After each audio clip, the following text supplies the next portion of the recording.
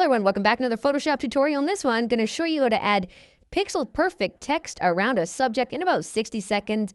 Let's go. First step, load up your image. Now, in the image you have a subject. Go to select subject. This will do a pretty good job. In this case, it selected the beagle quite nicely. Now, we want the text to go around it, but we want some filter. We want a little bit of a gap. So just head on up to select, go to modify, and then go to expand. In this case, we're going to expand it by 150 pixels. That's how far out I want the text from the actual fur or the skin, so to speak. There we go. So we're going to be doing it around this area. Now, the next step is we want to go to our paths option over here. And then all you got to do is just click on this button here, and we're going to make this a work path.